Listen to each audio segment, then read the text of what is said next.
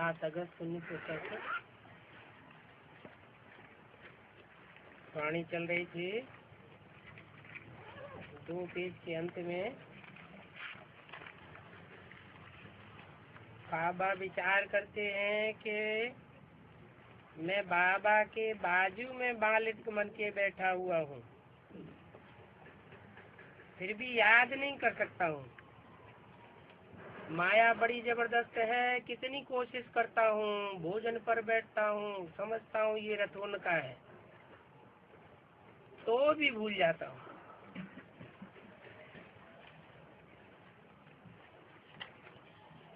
कितनी संभाल करते हैं इस रथ की। मुझे शिव बाबा खिलाते भी हैं, मैं उनका रथ हूँ, कुछ तो खातिरी करेंगे। इस खुशी में खाता हूँ, 2-4 मिनट याद करके फिर भूल जाता हूँ। तो मैं समझता हूँ कि बच्चों को कितनी मेहनत लगती होगी। मैं बाबा के इतने नजदीक हूँ, फिर भी भूल जाता हूँ। इसलिए बाबा समझाते रहते हैं, जितना हो सके बाबा को याद करो। प्रैक्टिस बढ़ती जाएगी तो खूब याद आवेगी। बहुत बहुत फायदा है। यहाँ तो थोड़ी ही बात में बच्चे तंग हो पड़ते हैं और पढ़ाई को छोड़ देते हैं। मुख से बाबा बाबा कह करके फिर फारकती दे देते हैं। बाप को अपना बनावंती, ज्ञान सुनावंती, पश्यंती, दिव्य दृष्टि से स्वर्ग भी देखवंती, रास करंती, अहो माया मुझे फारकती देवंती, भागंती। जो विश्व का मालिक बनाते हैं उनको फारकती दे देते हैं। विलायत में बहुत फारकती देते हैं, भारत में तो कम फारकती देते हैं, लेकिन विलायत में बहुत फारकती देते हैं। क्यों? विलायत में बहुत फारकती क्यों देते हैं? ये विलायतियों की शूटिंग भी कहाँ होती है? संगम युग में ही शूटिंग होती होगी। कैसे? बाप कहते हैं, मैं तुम बच्चों को उठाने के लिए विदेशी बन करके आता हूँ। मैं खुद विदेशी बन करके आता हूँ इसलिए कि सब बच्चों से मिल सकूं। बच्चे बार बार अनिश्चय बुद्धि हो जाते हैं, बाप को फारकती दे देते हैं। बड़े बड़े नामी ग्रामी बच्चे फारकती दे देते हैं। ऊपर से आर्डर मिलता है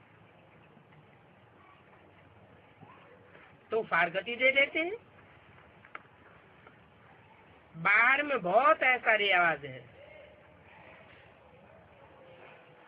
और यहाँ भारत में देखो, विलायत की नकल करके फिर कितने गंदे हो पड़ते हैं। अभी बाप आकर के तुमको गटर से निकालते हैं, रास्ता बताया जाता है। ऐसे नहीं कि बाप को ही हाथ से पकड़ करके ले जाते हैं। ये तो बुद्धि रूपी हाथ है। इन आँखों से तो अंधे नहीं हैं। हाँ, ज्ञान का तीसरा नेत्र न होने के कारण अंधे हैं। अभी आत्मा कहती है हमारी आंखें खुल गई है, क्योंकि तुमको तीसरा ज्ञान का नेत्र मिलता है। अभी तुम सृष्टि के आदि मध्य अंत को जानते हो। तुम जानते हो कि कैसे आदि में हम श्रेष्ठ थे। फिर अंत में कैसे आकर के नीचे गिरे हैं।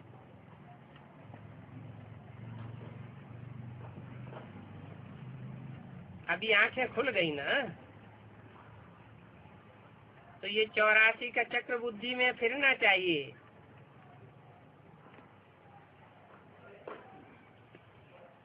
तुम्हारा नाम है सुदर्शन चक्रधारी। अपनी आत्मा का 84 के चक्र का दर्शन तुम करते रहते हो। कैसे पहले जन्म में ऊंचे चढ़ते हो, फिर कैसे आखिरी जन्म में नीचे गिरते हो, ये तुम्हारी बुद्धि में बैठ गया।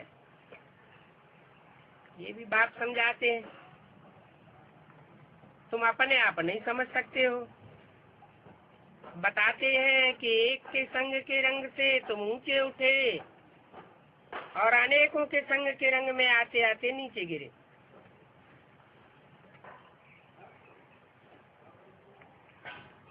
अभी एक बाप को याद करना है, ऐसी प्रैक्टिस करनी है जो अंत में कोई भी याद ना आवे, पिछाड़ी में ये अवस्था बनी रहे।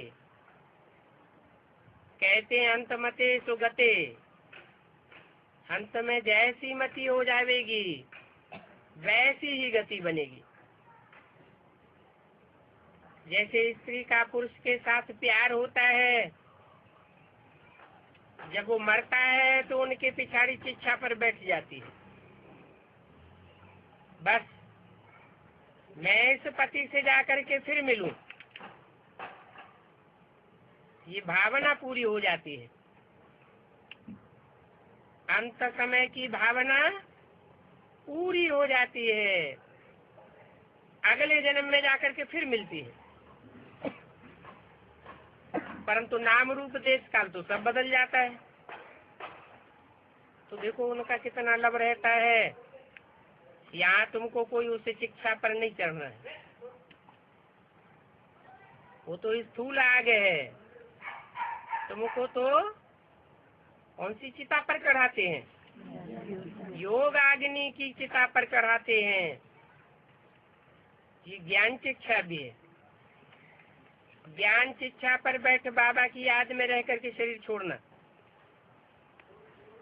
फिर भी वो पतियों का पति है, बापों का बाप है।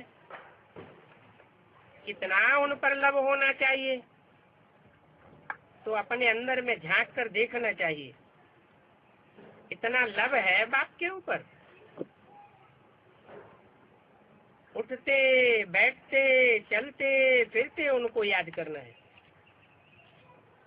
स्त्री का पति के साथ बहुत प्रेम होता है, पति का भी स्त्री के साथ प्रेम होता है। वह प्रेमवती बन जाती है, वह प्रेमवता हो जाता है। तो दूसरे जन्म में भी बहुत प्यार रहता है। ऐसे बहुत घर होते हैं, स्त्री पुरुष परिवार बड़े प्यार से आपस में रहते हैं, जैसे कि सारे घर में स्वर्ग लगा हुआ है। 5-6 बच्चे इकट्ठे रहते हैं, सुबह सुबह को उठेंगे, सब पूजा में बैठेंगे, कोई झगड़ा आदि घर में नहीं होता है, क्योंकि एक रस रहते हैं, एक मत पर रहते हैं। अभी तो देखो बच्चे की एक मत, बाप की दूसरी मत, पत्नी की तीसरी मत, तो मतें सब अलग अलग हो जाती है। तुंडे तुंडे मते भिन्ना। अभी तुम जान गए हो कि हमें एक श्रीमत पर अपनी राजधानी फिर से स्थापन कर रहे हैं। याद की यात्रा से और सृष्टि के आदि मध्यंत को जानने से हम चक्रवर्ती राजा बन जाएंगे। फिर उतरना शुरू हो जाएगा, फिर अंत में बाबा के पास आ जाएंगे।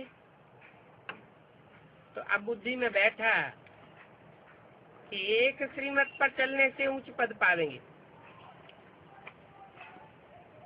बाप कोई फांसी पर नहीं चढ़ाते हैं। एक तो कहते हैं पवित्र बनो, अपवित्र मनुष्य पवित्र देवताओं के आगे माथा टेकते हैं। तो पवित्र निर्विकारी बनना तो अच्छा है ना। इस समय सभी मनुष्य मूत पलीती है। जनावर तो आजकल फिर भी मनुष्यों से अच्छे हैं। मोर का मिसाल दिया जाता है। भारत का राष्ट्रीय पक्षी क्यों माना जाता है? बाप आकर बताते हैं, प्रश्न के सर पर मोर का पंख देते हैं। कृष्ण की कितनी पूजा करते हैं। बाप बताते हैं कि कैसे आंसू से गर्भ से जन्म होता है। ये भारत का ऊंचे से ऊंचे पक्षी है और बहुत खूबसूरत है और डांस भी अच्छा करते हैं। अब यहाँ तो ज्ञान डांस की बात है। उस पक्षी को नेशनल बर्ड कहा जाता है। आजकल तो देखो हनुमान बंदर आदि को भी पूजा करते हैं। जानवर की पूजा थोड़ी ही करनी चाहिए। उन सबसे अच्छा मोर है, उनकी पूजा करनी चाहिए। परंतु इतना भी अकल नहीं है कि किसकी पूजा करें। अभी तुम्हारी पार्थ बुद्धि बनती है, यहाँ है पत्थर बुद्धि, क्योंकि पतित बन जाते हैं। वहाँ तो कोई पतित नहीं होता। पावन रहने वाले देवताओं की संख्या बहुत थोड़ी होती है। फिर आस्ते आस्ते जैसे जैसे कलाएं गिरती जाती हैं, सुख कम होता जाता है और वृद्धि होती जाती है। शुरू शुरू में देवताओं का होता है छोटा झाड़। पहली डायनेस्टी में होंगे 9 लाख। फिर कितनी वृद्धि हो जाती है और ऊपर से आत्माएं भी उतरती रहती हैं। अभी तो 350 करोड़ आत्माएं सभी एक्टर्स हैं। इस समय की बात बताइए, 350 करोड़ कब बताए? मुरली कौन सी तारीख? 67 की। तो ये बना बनाया खेल है। ये बाप बैठ समझाते हैं। 67 के मुकाबले अभी 2007 में आबादी दुगनी होने जा रही है। तो अपवित्रता कितनी बड़ी होगी। उस समय के मुकाबले अब अपवित्रता भी दुगनी बढ़ चुकी। तो बाप बैठ समझाते हैं। शुरू से लेकर पहले पहले आदि सनातन देवी देवता धर्म होता है। सनातन क्यों कहा जाता है? क्योंकि बहुत पुराना धर्म है, पुराने से पुराना धर्म है। 7 अगस्त 1965 की वाणी का 4था पेज। फिर वही पुराना धर्म आधा कल्प के बाद वाम मार्ग में जाने से पतित बन जाते। इसलिए अपन को देवी देवता कहला ही नहीं सकते। फिर उनके चित्र बना करके नमन करते हैं। अभी बाबा कहते हैं आदि सनातन तो देवी देवता धर्म था। फिर ये हिंदू कहाँ से आ गए? और जो धर्म है, जैसे क्रिश्चियन धर्म स्थापन हुआ तो वह तो अंत तक चला आ रहा है। वो क्राइस्ट का ही नाम क्रिश्चियंस में चला आ रहा है।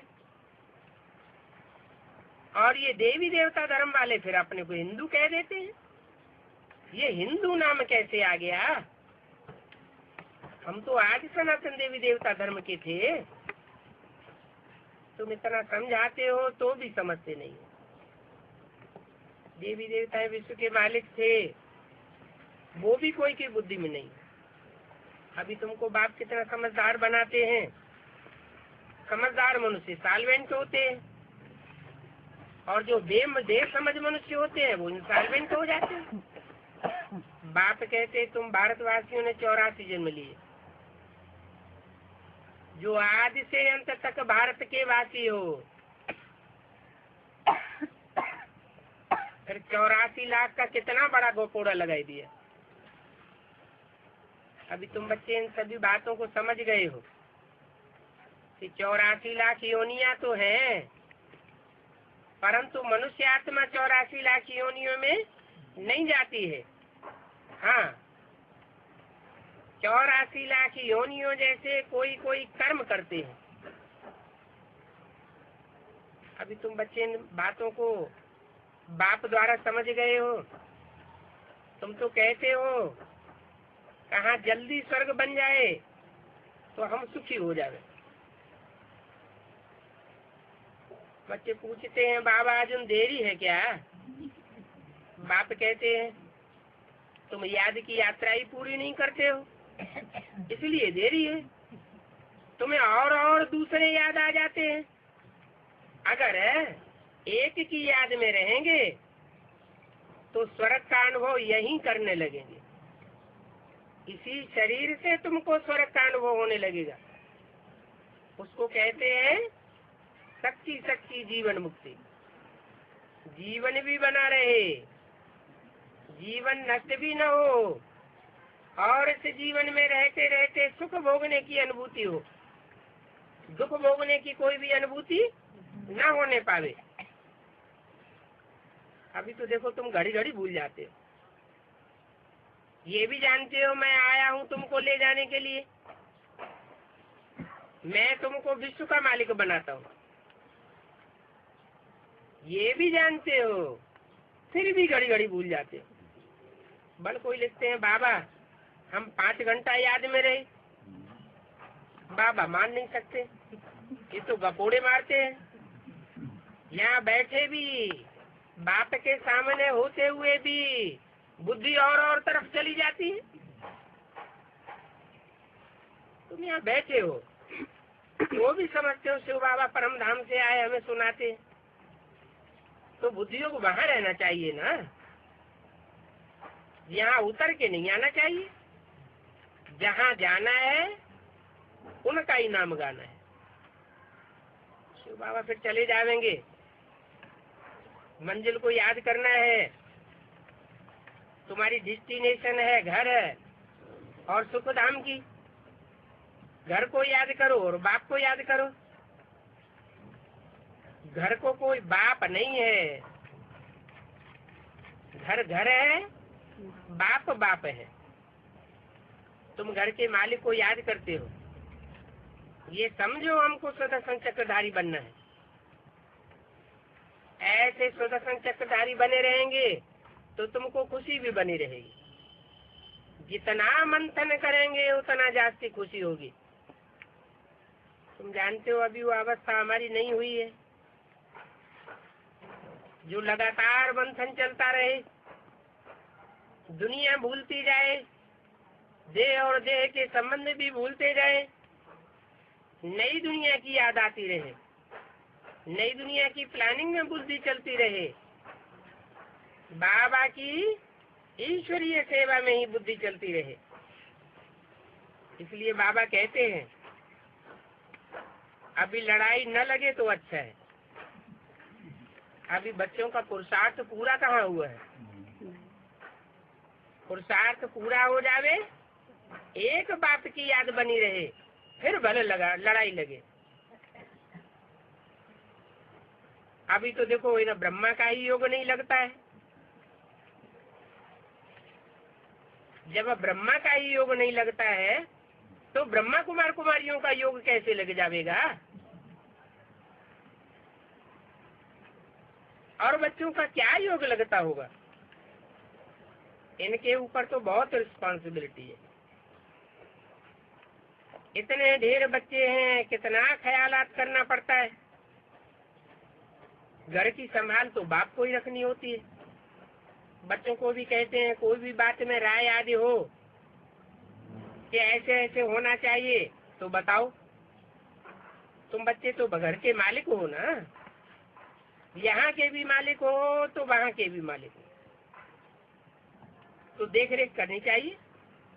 बाबा ऐसे ऐसे होना चाहिए। विलायत में देखो बहुत बड़े बड़े घर होते हैं। विलायती लोग 1.5 लाख की मोटर में चढ़ते हैं।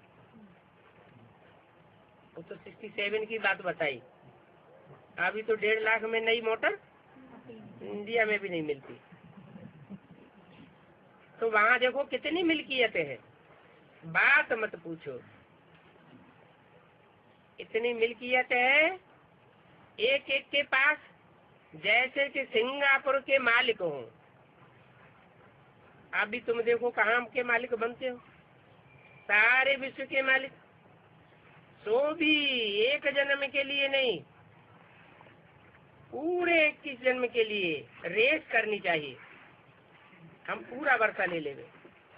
बाबा समझाते हैं घर में सेंटर खोलो, तो घर का वातावरण अच्छा बना रहेगा। घर में ही सेंटर खोलेंगे तो लक्ष्य की याद रहेगी कि हमें अपने घर का वातावरण कैसा बनाना है। जैसे लक्ष्मी नारायण के मंदिर में वातावरण होता है, कितना भव्य मंदिर बनाते हैं भक्ति मार्ग में। इतना भव्य मंदिर और कोई देवता का नहीं बनाते हैं। जगदम्बा का छोटा मंदिर बनावेंगे और लक्ष्मी नारायण का बहुत बड़ा भव्य मंदिर बनाते हैं। तो बात की यादगार है?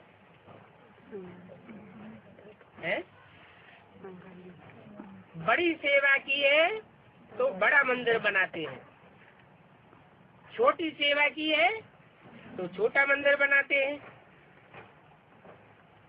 ब्राह्मणियां तो सर्वेंट हैं, खूब सेवा करनी चाहिए, सबको रास्ता बतावे, सेवा करते रहे। खुदा आकर के भारत को स्वर्ग बनाते हैं, तो ये बच्चे भी खिदमत करते हैं। भारत तो सुखी होगा और बाकी सब धर्म वाले शांति धाम में चले जाएंगे। बाप है सबसे बड़ी अथॉरिटी, इनसे बड़ी अथॉरिटी और कोई होती नहीं है। वो सब आत्माओं का बाप है और ये है सभी मनुष्यों का बाप। कौन? इसकी तरफ इशारा किया। ये है सभी मनुष्यों का बाप और बाप है सभी आत्माओं का बाप। तो यह कह के इशारा किसकी तरफ किया? ब्रह्मा की तरफ इशारा किया। ये ब्रह्मा टाइटलधारी ब्रह्मा की तरफ इशारा दिया। इसको टाइटल किसका मिला? प्रजापिता का टाइटल। दोनों बाप अभी तुम्हारी सर्विस में है, रूहानी बाप और जिस्मानी बाप दोनों तुम्हारी सर्विस में है। तो कितनी याद रहनी चाहिए?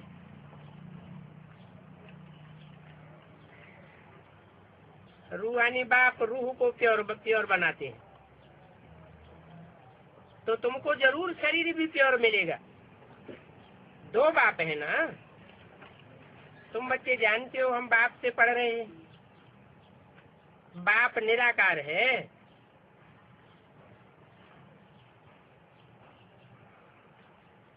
इन निराकार को याद करना है, इस ब्रह्मा को याद नहीं करना है।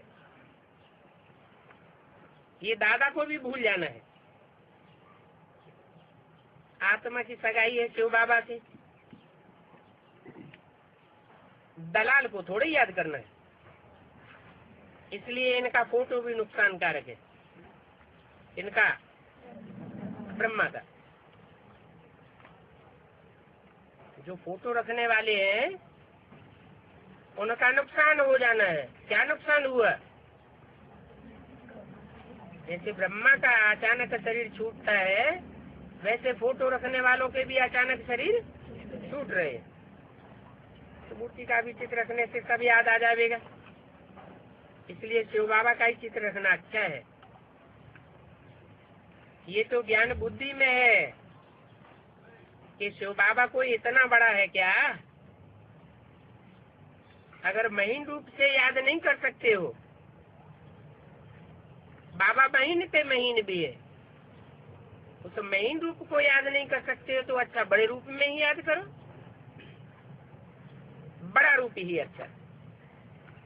अच्छा, मीठे मीठे रूहानी बच्चों प्रति रूहानी बाप दादा का याद प्यार गुड मॉर्निंग।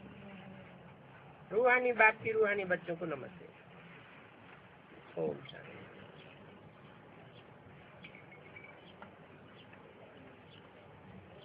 अगली वाणी है 12 अगस्त 1967। रिकॉर्ड चला है कौन आया आज सवेरे सवेरे। मीठे मीठे बच्चों ने गीत सुना, कौन आया है और कौन पढ़ाता है। ये बहुत अकल से समझने की बात है कि यह पढ़ाई हमको कौन पढ़ाता है।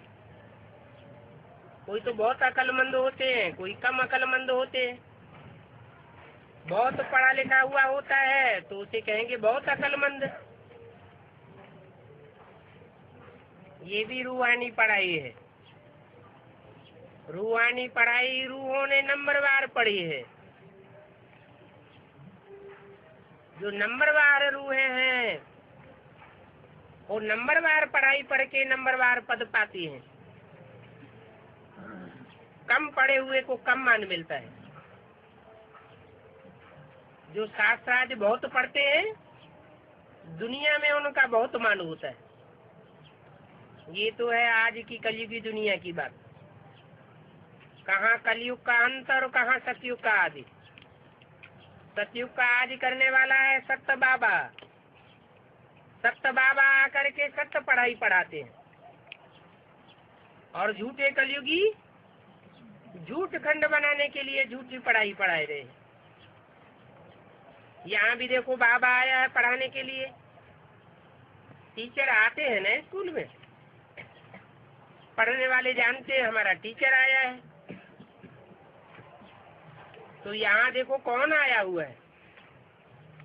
एकदम रोमांच खड़े हो जाने चाहिए। ऊंच से ऊंच सुप्रीम टीचर हमको पढ़ाता है। वो ऊंच से ऊंच बाप भी है। बाप फिर पढ़ाने आए हैं, ऊंच से ऊंच टीचर बनकर पढ़ाते हैं। तो समझने की बात है ना। समझने में भी तकदीर की बात है। तकदीर कहाँ बनाई? हर एक आत्मा ने अपनी तकदीर कहाँ बनाई? संगम युग में बनाई। तो बुद्धि में आना चाहिए पढ़ाने वाला कौन है? भगवान। वो आकर के हमको पढ़ाते हैं। विवेक कहता है भले कितनी भी बड़ी से बड़ी पढ़ाई पढ़ता हो, अगर बुद्धि में बैठ जाए कि ऊंच से ऊंच सुप्रीम टीचर पढ़ाने आया है तो वह पढ़ाई झट छोड़ करके भगवान के पास आकर पढ़े। परंतु तकदीर में नहीं है। एक सेकंड में सब कुछ छोड़ आकर के बाप के पास पढ़ने आ जाए। ये तो जानते हो नरकवासी तो सब है। बाप ने समझाया अभी तुम पुरुषोत्तम संगम युगी बने हो। उत्तम से उत्तम पुरुष ये लक्ष्मी नारायण है। फिर है नंबरवार उत्तम। जो नंबरवार उत्तम है उनको देवता कहा जाता है। और जो उत्तम से उत्तम है संगम युगी लक्ष्मी नारायण, उनको भगवान भगवती कहा जाता है। दुनिया में ये किसी को भी पता नहीं है कि एजुकेशन से इन्होंने ये पद पाया है। तुम पढ़ते हो ये पद पाने के लिए, और पढ़ाते कौन है? भगवान। भगवान तो जरूर भगवान भगवती बनावेंगे। तो और सब पढ़ाइयाँ छोड़ करके इस पढ़ाई में लग जाना चाहिए, क्योंकि ये बाप आते ही है एक कल्प के बाद। फिर 5000 वर्ष तक ये पढ़ाई नहीं पढ़ सकेंगे। बाप कहते हैं मैं हर 5-4 वर्ष के बाद आता हूँ और सन्मुख आकर के पढ़ाई पढ़ाता हूँ। ये वंडरफुल बात है ना। कोई सुने तो बंदर खावे, अरे इनको भगवान वंडरफुल पढ़ाई पढ़ाते हैं संगम युग पर, वो भी सन्मुख आकर पढ़ाते हैं। कहते भी है भगवान हमको पढ़ाते हैं ये पद प्राप्त कराने के लिए। गीता में भी लिखा है कि नर अर्जुन को ऐसी पढ़ाई पढ़ाई कि नर से नारायण बना, और नारी द्रौपदी को ऐसी पढ़ाई पढ़ाई कि नारी से लक्ष्मी बनी। परंतु पूरा ध्यान नहीं देते हैं, बाप को भूल जाते हैं। ये माया के तूफान ऐसे आते हैं जो सब भुला देते हैं। ये ईश्वरीय पढ़ाई तो पढ़नी चाहिए ना। विवेक कहता है हमको भगवान पढ़ाते हैं तो उस पढ़ाई में एकदम लग जाना चाहिए। छोटो बच्चों को ही पढ़ना होता है। आत्मा तो सबकी है, बाकी शरीर छोटा अथवा बड़ा होता है। आत्मा कहती है मैं आपका छोटा बच्चा हूँ। अच्छा मेरे बच्चे बने हो तो अभी पढ़ो।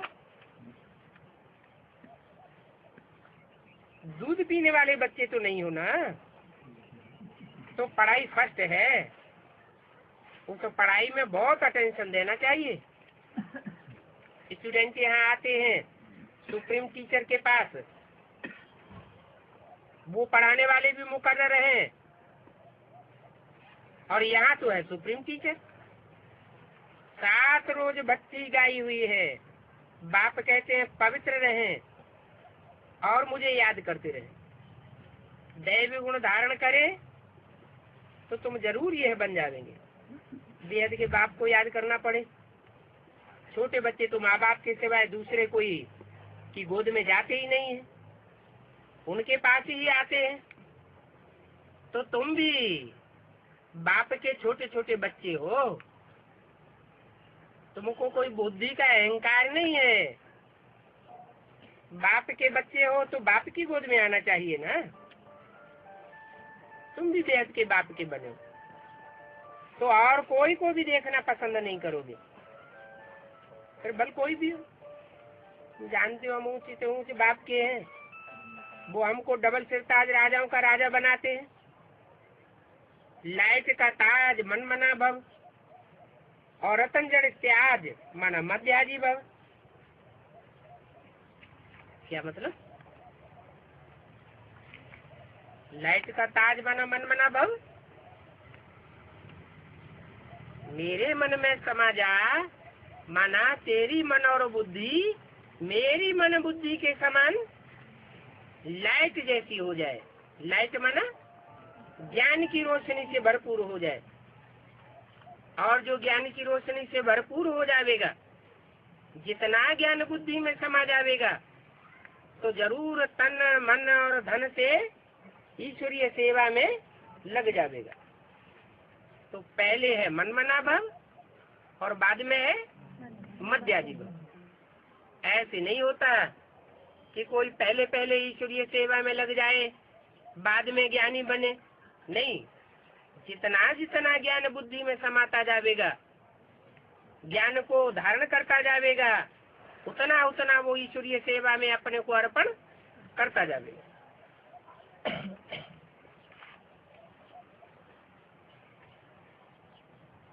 तो देखो इस पढ़ाई का कितना मान होना चाहिए। उन कॉलेजों को एकदम थूक देना चाहिए। नित्य बुद्धि हो जाए कि हमको बाप पढ़ाते हैं, तो वो कॉलेज आदि पढ़ना एकदम भूल जाना चाहिए।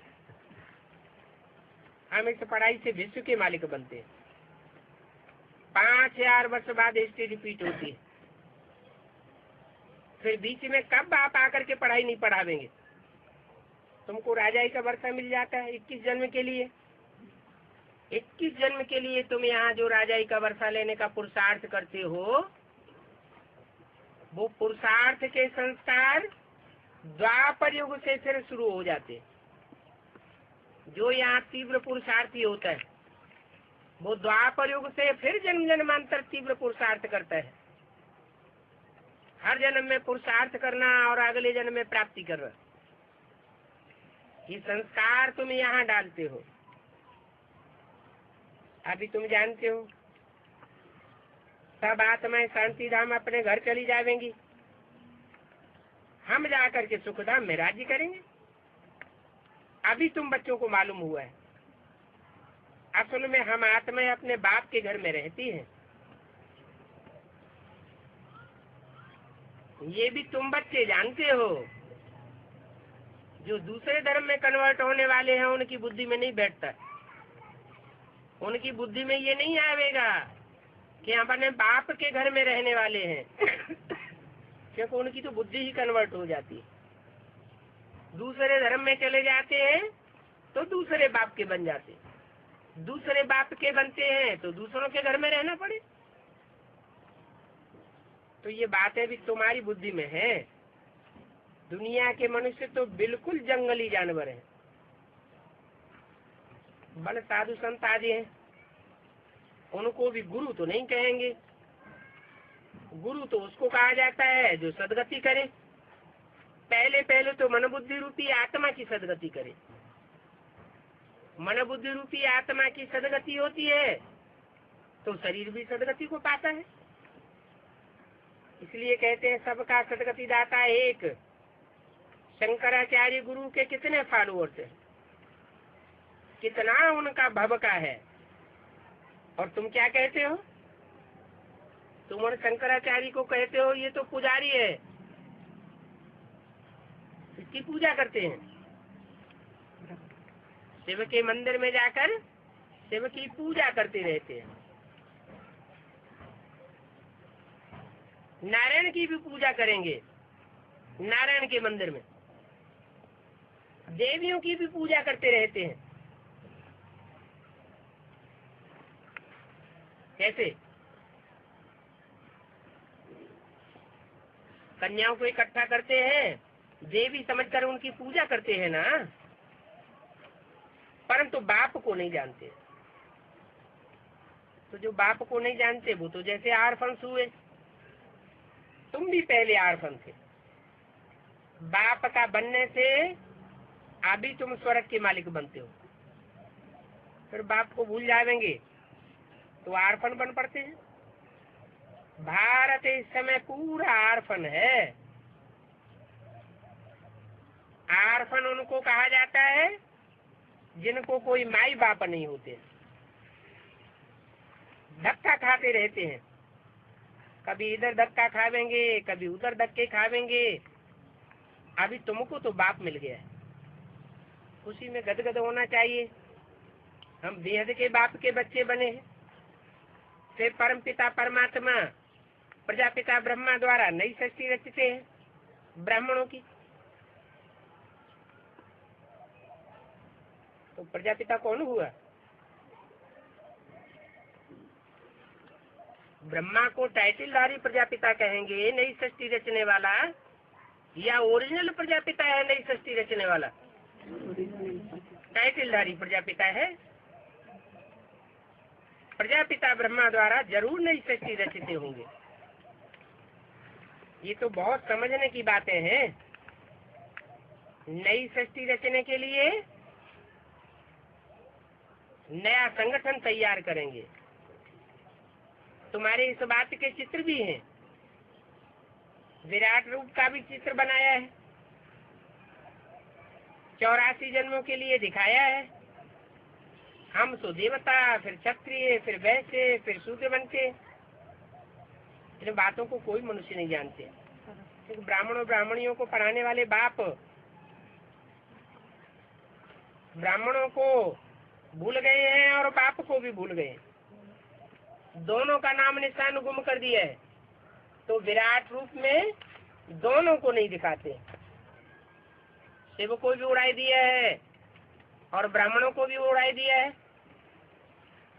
12 अगस्त सन 67 की वाणी का दूसरा पेज। अंग्रेजी में भी तुम लोग अच्छी रीति से समझा सकते हो। जो अंग्रेजी जानते हैं उनको ट्रांसलेशन करके फिर समझाना चाहिए। क्या ट्रांसलेशन करके? है? इस बात का ट्रांसलेशन करेंगे। अंग्रेजी जानने वालों को किस बात का ट्रांसलेशन करना है? जो भी बाबा की वाणी है उस वाणी का ट्रांसलेशन करके फिर समझाना चाहिए। फादर हमारा नॉलेजफुल है, उनको ये नॉलेज है कि सृष्टि का चक्र कैसे फिरता है, और दूसरे कोई को भी ये नॉलेज नहीं है। क्यों? क्योंकि सब मनुष्य मात्र जन्म मरण के चक्र में आते रहते हैं, और हमको जो बाप पढ़ाते हैं वो जन्म मरण के चक्र में नहीं आते हैं, इसलिए उनको सारी सृष्टि चक्र का ज्ञान है। हमारे 84 चक्रों का ज्ञान, चक्र का ज्ञान उनकी बुद्धि में है। वो आकर के हमको बताते हैं कि तुम्हारे आगे के जन्म क्या होंगे और पिछले जन्म में तुम क्या थे। वो फादर नॉलेजफुल है, पढ़ाते हैं। योग को भी बाप की याद कहा जाता है, जिसको अंग्रेजी में कम्यून कहा जाता है। बाप से कम्यूनिन और टीचर से कम्यूनिन, गुरु से कम्यूनिन, ये है गॉड फादर से कम्यूनिन। बाप कहते हैं मुझे याद करो, और कोई भी देहधारी को याद न करो। मनुष्य गुरु आदि करते हैं, शास्त्र पढ़ते हैं, एम ऑब्जेक्ट उनका कुछ भी नहीं होता। कितने सत्संग करते हैं, यहाँ तो पढ़ाई है, एम ऑब्जेक्ट भी है। वहाँ पढ़ाई पढ़ते हैं, शास्त्रों की पढ़ाई को, उस पढ़ाई में कोई एम ऑब्जेक्ट नहीं। बाप तो कहते हैं हम आए तुमको वापस ले जाने। अभी तुमको बाप के साथ बुद्धि को योग रखेंगे तो तुम ये लक्ष्मी नारायण बन जाओगे। तुम वहाँ जाए पहुँचेंगे, अच्छी रीति जो याद करेंगे वो जरूर विश्व के मालिक बनेंगे। ये लक्ष्मी नारायण पैराडाइज के मालिक थे। इनको गॉड गॉडेस कहते हैं। सीढ़ी में भी इन्हों का चित्र है। ये सीढ़ी का चित्र देख करके मनुष्य वंडर खावेंगे, ये समझाने वाला कौन है? ये सीढ़ी का चित्र है, कौन समझाता है? बाप को कहा जाता है नॉलेज, वो ही बताते हैं। मनुष्य कह देते हैं भगवान तो अंतर्यामी है। वास्तव में ये अंतर्यामी अक्षर नहीं है। एक एक के अंतर को बैठ करके जानने की उनकी दरकार ही नहीं है। क्या करते हैं फिर? फार्मूला बताए देते हैं। जैसे गणित में फार्मूला होता है ना, ऐसे ज्ञान के फार्मूले बताए देते हैं। मुख्य मुख्य 5-7 एक्टर्स के जीवन कहानी को बताते हैं नटशेल में, और उनके आधार पर तुम सारी मनुष्य सृष्टि के अंतर को जान सकते हो। बाकी बाप एक एक के अंतर को बैठ नहीं बताते। आत्मा जो काम करती है वो तो सब जानते हैं। उस हिसाब से तो कहेंगे कि सब अंतर्यामी है। आत्मा जानती है मैं पढ़ती हूँ, मैं ये करती हूँ, ये पार्ट बजाता हूँ, तो यूं तो हर एक आत्मा अंतर्यामी है। आत्मा सीखती है ना। बाप ही तुम बच्चों को आत्माभिमानी बनाते हैं। तुम आत्मा मूल वतन की रहने वाली हो। जब मूल वतन में तुम रहते हो तो कितने छोटे हो। इस छोटी सी आत्मा में अविनाशी पार्ट भरा हुआ है। अनेक बार पार्ट बजाने के लिए तुम सृष्टि पर आए हो। ये बात बैठ समझाते हैं कि आत्मा क्या है, परमात्मा क्या है, और तो कोई जानते नहीं। बाप भी आत्मा है, परंतु वो है सुप्रीम आत्मा। उसकी सुपरमेसी को दिखाने के लिए क्या करते हैं? आत्मा की सुपरमेसी को दिखाने के लिए भक्ति मार्ग में क्या दिखाते हैं? आत्माओं को शालिग्राम के रूप में छोटा छोटा दिखाते हैं, और परमपिता परमात्मा को बड़ा दिखाते हैं। तो इससे साबित होता है कि सुपरमेसी है पार्ट बजाने के रूप में, गाया भी जाता है, चमकता है अजब सितारा। आत्मा बहुत सूक्ष्म है ना, इतनी सूक्ष्म है कि इन आंखों से उनको नहीं देख सकते। कोई कहते हैं हमें दर्शन कराओ, तो इन आंखों से दर्शन होगा क्या? इन आंखों से हम अपनी आत्मा का भी दर्शन नहीं कर सकते, तो परमात्मा बाप का दर्शन कैसे करेंगे? तुम किसी को भी सुनावेंगे तो कहेंगे ये तो बरोबर परमपिता परमात्मा बाप का ही ज्ञान है। ऐसे नहीं कि वह बाप कोई इतना बड़ा ज्योतिर्लिंगम है, नहीं, ज्ञान की ज्योति है जिसको बड़े ज्योतिर्लिंगम के रूप में दिखाया है। बाकी कोई इतनी बड़ी ज्योति नहीं है जो अर्जुन ने कहा मैं सहन नहीं कर सकता हूँ। ये तो भक्तों के लिए, भक्ति करने के लिए इतना बड़ा बनाया है। बिंदी की तो पूजा हो ही नहीं सकती है। बिंदी की पूजा होगी या बिंदी को याद करेंगे? बिंदु को याद किया जा सकता है, पूजा कैसे करेंगे? जल चढ़ावे तो लुढ़क जावेगी। तो बिंदु का बड़ा आकार बनाते हैं, बड़ा आकार बनाते हैं तो उसे शालिग्राम या ज्योतिर्लिंगम कहा जाता है। तो देखो, ज्ञान मार्ग में पूजा होती नहीं है, यहाँ तो है याद, और भक्ति मार्ग में होती है पूजा। पूजा होती है रावण राज्य में। रावण क्या करता है? रावण आधीन बनाता है, इसलिए पूजा सिखाता है। जो आधीन बनेंगे वो क्या करेंगे? पूजा करेंगे। भारत में विदेशी राज्य आया तो प्रजा के ऊपर प्रजा का शासन हो गया। सब समझते हम तो पढ़ लिख करके क्या बनेंगे? नौकर बनेंगे। नौकर माने दास दासी। तो देखो, देहधारी मनुष्य आकर के क्या बनाते हैं? आधीन बनना सिखाते हैं, और बाप अधिकारी बनाते हैं। तो कितना फर्क है पढ़ाई में। जो रावण राज्य में है वो गिरे हुए ठहरे ना, फर्क ही नहीं समझते कि बाप आकर के कैसा राम राज्य स्थापन करते हैं और रावण आकर के कैसा रावण राज्य स्थापन करते हैं। रावण नाम ही तब पड़ता है जब रुलाने का काम करता है। जो भी शास्त्रों में नाम है काम के आधार पर नाम है। तो देखो, पूजा रावण राज्य में है, राम राज्य में पूजा नहीं होती है। बाप कहते मैं बिंदी हूँ, मुझे बिंदी आत्मा की तुम पूजा नहीं कर सकते। पूजा करने के लिए बड़ा रूप चाहिए। पूजा तुम करेंगे भी क्यों? दरकार ही नहीं।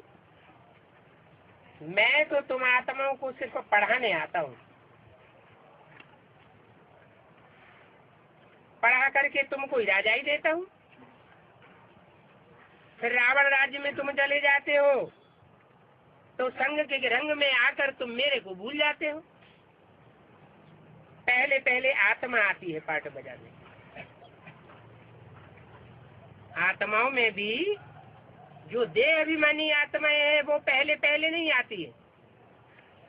जो पक्की पक्की आत्माएं बनती हैं वो पहले आती है। कच्ची आत्मा बनती है, देहभान का अंश रह जाता है, तो वो आत्मा बाद में सस्य रूपी रंगमंच पे आती है। मनुष्य कह देते हैं 84 लाख जन्म होते हैं, परंतु बाप कहते हैं 84 लाख जन्म नहीं होते, मैक्सिमम आत्मा को 84 जन्म होते हैं, मिनिमम एक जन्म होता है। जिनका एक जन्म होता है उनको कहेंगे बड़े से बड़े देह अभिमानी, और जिनको पूरे 84 जन्म होते हैं उनको कहेंगे आत्माभिमानी।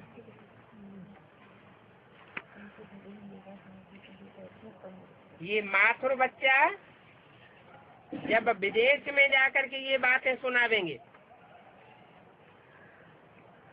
तो इनको कहेंगे ये नालिश तो हमको यहीं बैठ करके सुनाओ, हम तुमको और कहीं नहीं जाने देंगे। इसको बोला है माथुर को। जैसे ब्रह्मा की औलाद ब्राह्मण, विष्णु की औलाद वैष्णव, शिव के फॉलोअर्स शैव, एक मात्रा बढ़ जाती है। ऐसे ही मथुरा की औलाद माथुर।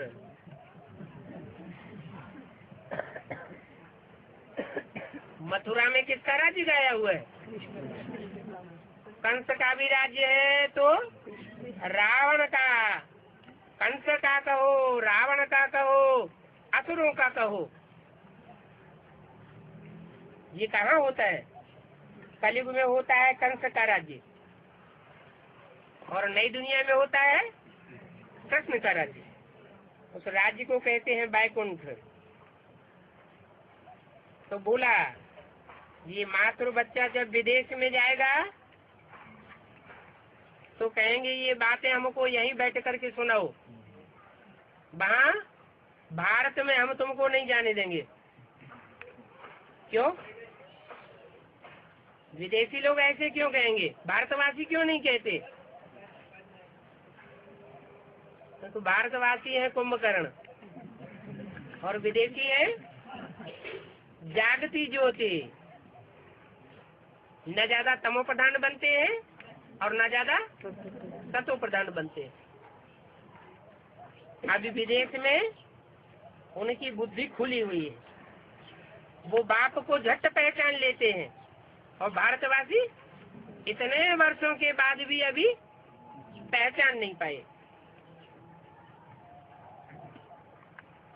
तो बाप बताते हैं विदेशों से ही बाप की पहचान की याद की बातें निकलेगी, विदेशी बाप को झट पहचानेंगे।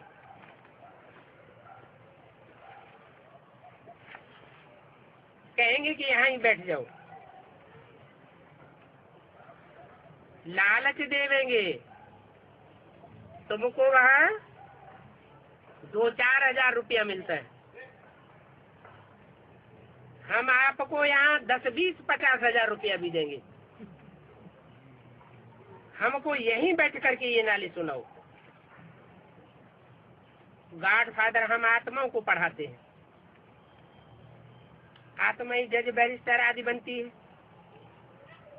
बाकी तो मनुष्य सब देह अभिमानी।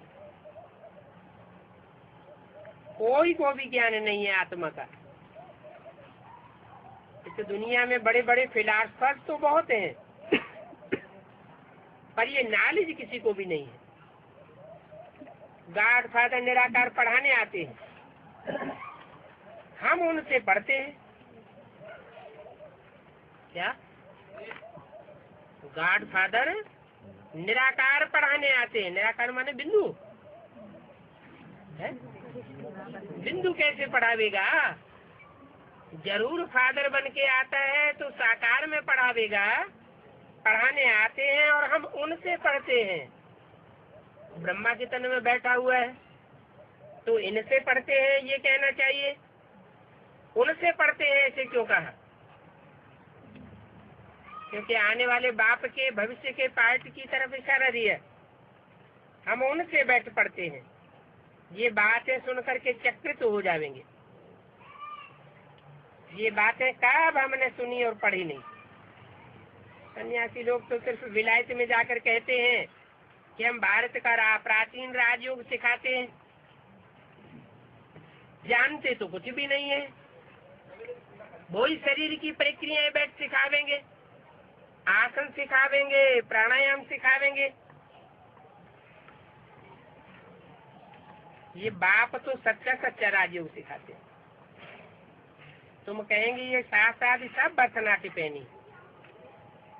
एक बाप को ही कहते हैं लिबरेटर गाइड, वो ही जब के लिबरेटर है, तो फिर क्राइस्ट को क्यों याद करते हो? ये बातें तुम अच्छी रीति से समझाओ तो चक्रित हो जाएंगे। कहेंगे हमने ये बातें सुनी, ये सही है, पैराडाइज की स्थापना अभी हो रही है। ये देहधारी मनुष्य गुरु, ये धर्म पिताएं कोई भी आकर के पैराडाइज स्थापन नहीं कर सके। ये पैराडाइज स्थापन करने के लिए महाभारत शरणाई भी सामने खड़ी। बाप कहते मैं तुमको राजाओं का राजा डबल सिर ताज बनाता हूँ। जब तुमको डबल सिर ताज बनाया था तो तुमको प्योरिटी, पीस और प्रॉस्पेरिटी सब कुछ था।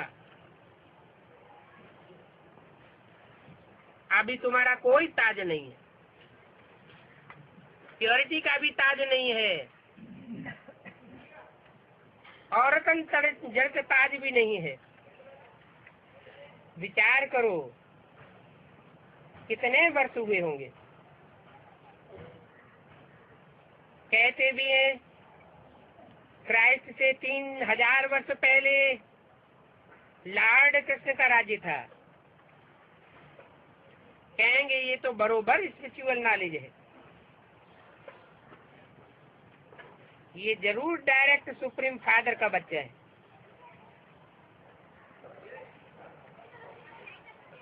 डायरेक्ट बाप से राजयोग सीख रहा है।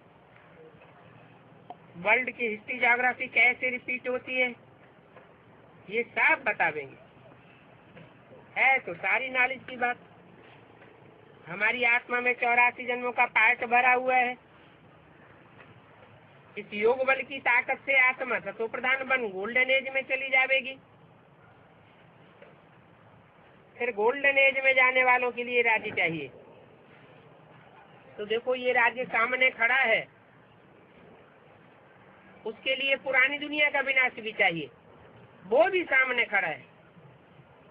12 अगस्त संसद वाणी का 3रा पेज।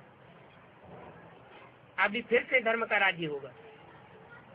अभी तो सारी दुनिया में अधर्म है, धर्म के नाम पर अधर्म फैले हुए हैं। ये पापात्माओं की दुनिया बन गई। अभी तो तुम पावन बन रहे। बोलो हम इस याद के बल से प्योर बनते, और जो भी है जो इस राजयोग को नहीं सीखेंगे उन सब का विनाश हो जाएगा। नेचुरल कैलेमिटीज भी आनी है। हमारा तो रियलाइज किया हुआ है, हमने ये सब दिव्य दृष्टि से देखा हुआ है कि अब ये सब खलास होने वाला है। बाप आए हैं डीटी वर्ल्ड स्थापन करने के लिए। गॉड ही आकर के डीटी वर्ल्ड स्थापन करते हैं, गॉड ही आकर के गॉड गॉडेस बनाते हैं। अभी जो सर्वसोल बच्चे हैं वो समझते हैं कि विलायत में ये सन्यासी लोग जाकर के क्या सिखाते हैं, कितना अडल्ट्रेशन करप्शन है। कहते हम राजयोग सिखाने आए हैं भारत का। अब वो तो जाकर के योग सिखाते हैं ब्रह्म से। कौन? जो सन्यासी विदेश में जाकर के ब्रह्म से योग करना सिखाते हैं, उसकी शूटिंग कहाँ होती है? कौन करता है शूटिंग? है जो विदेश में जाते हैं और ब्रह्मा से राजयोग करना सिखाते हैं, वो जाकर के शूटिंग करते हैं। जानते हैं कि ब्रह्मा है बाप के रहने का स्थान, तो वो ब्रह्म तत्व है।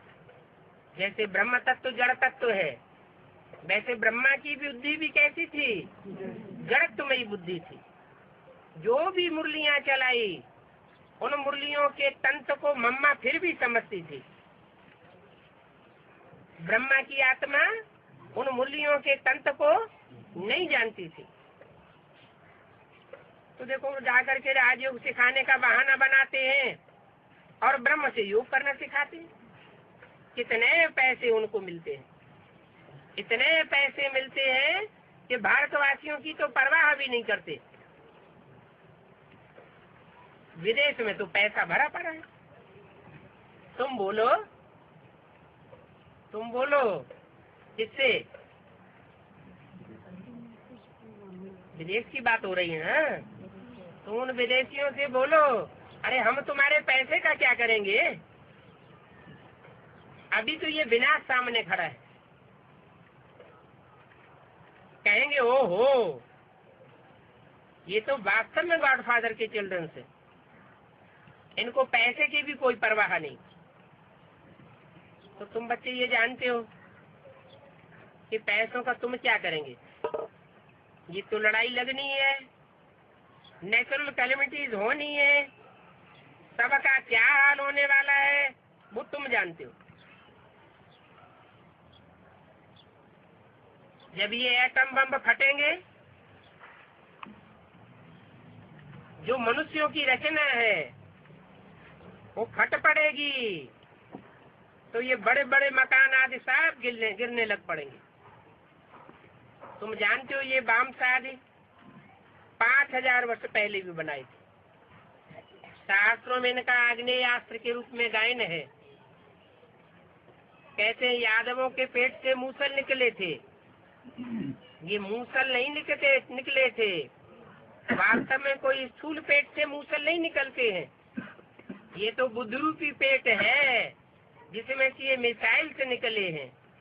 इन मिसाइल से सारी दुनिया का ध्वंस हो जाएगा। बड़े बड़े महल माड़ियां अटारियां गिरेंगी तो दुनिया का सबसे बड़ा विनाश होगा भूकंप से। ओम शांति।